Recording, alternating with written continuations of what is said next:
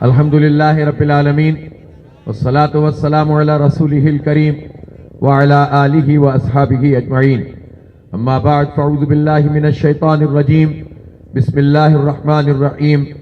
الذین آمنوا یقاتلون فی سبیل اللہ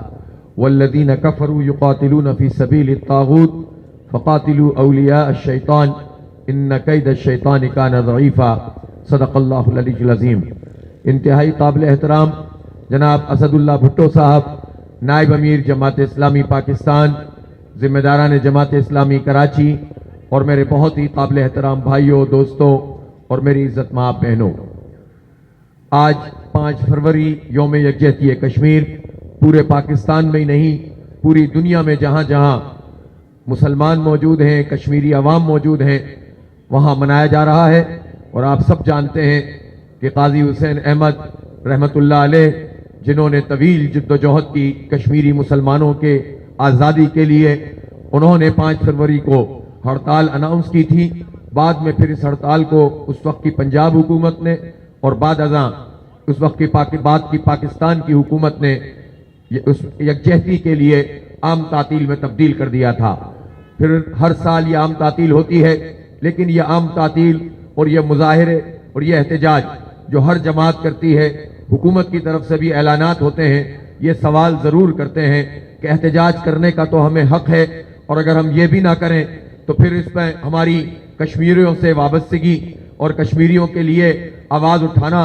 اور اس کے لیے دعوے کرنا، اس کا تو سوال ہی ختم ہو جاتا ہے۔ لیکن احتجاج کرنا عوام کا حق ہے، پوری دنیا کے سامنے بھارتی جو بربریت ہے، جو ظلم ہے، جو جبر ہے، اس کو اجاگر کرنا یہ عوام کا کام ہے، لیکن حکومتوں کا کام اس سے کہیں زیادہ آگے ہوتا ہے۔ حکومت کا یہ فرض بنتا ہے کہ وہ کشمیر کے جو پاکستان کا حصہ ہے، جو پاکستان کی شہرک قائد اعظم نے قرار دی، اور وہ شہرک اگر ان انتہا پسند ہندوؤں کے ہاتھ میں ہے کہ جنہوں نے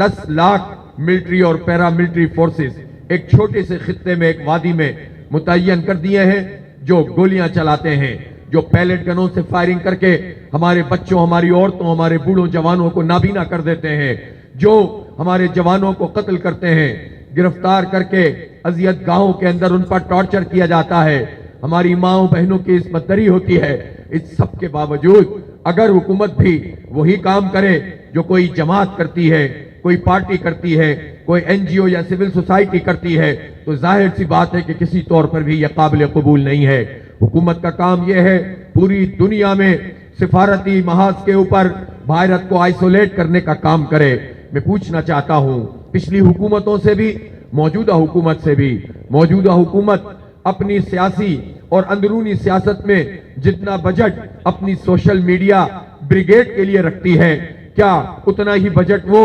کشمیر کے لیے اور اس کی سفارت کاری کے لیے بھی رکھتی ہے؟ پتہ یہ چلتا ہے کہ نہ بجٹ اس طرح سے رکھا جاتا ہے، نہ لابنگ کی جاتی ہے، نہ دنیا میں اس کا مقدمہ رکھا جاتا ہے۔ پھر کیسے کہتے ہیں کہ آج کل جنگ کا زمانہ نہیں، ہم سفارتی محاذ پر یہ جد و جہد کریں گے؟ صرف تقریریں کر کے اگر کوئی یہ سمجھتا ہے کہ ہم کشمیریوں کا مقدمہ لڑ رہے ہیں، تو تقریروں کو سب نے ویلکم کیا تھا۔ ہم نے بھی کہا کہ عمران خان نے جا کے اقوام متحدہ میں ایک شاندار تقریر کی اور اب بات بہت آگے جائے گی، لیکن ایسا لگتا ہے کہ کوئی ایسا سمجھوتا کر لیا گیا ہے کہ کشمیریوں کی جو جد و جہد آزادی ہے اس سے اپنی توجہ ہٹا لی گئی ہے، اور ایسا لگتا ہے کہ اندر کھاتے کوئی بڑا گیم چل رہا ہے۔ اس لیے پاکستان کے یہ عوام حکومت سے کہتے ہیں، ریاستی اداروں سے کہتے ہیں کہ وہ سامنے آئے اور قوم کے سامنے آ کر یہ بتائیں کہ ہماری خارجہ پالیسی کیا ہے۔ ہمارے جوان پچھلے 1 مہینے میں 30 نوجوانوں کو کشمیر میں شہید کر دیا گیا ہے، روز وہاں پر قتل ہوتے ہیں، اور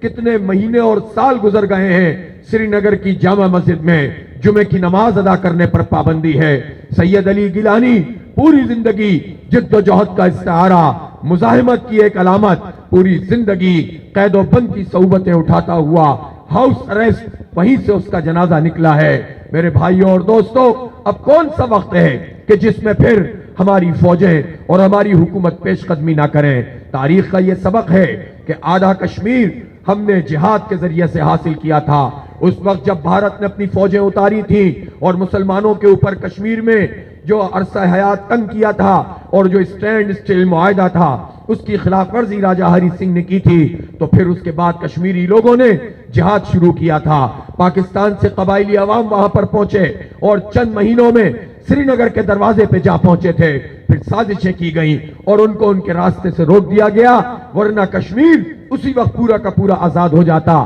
لیکن پھر کیا ہوا؟ نہرو دوڑا دوڑا اقوام متحدہ میں گیا تھا اور وہاں اس نے یہ کہا کہ ہم حق خود ارادیت ان کو دے دیں گے۔ آج 74 سال بعد بھی کشمیریوں کو حق خود ارادیت نہیں ملا ہے، اور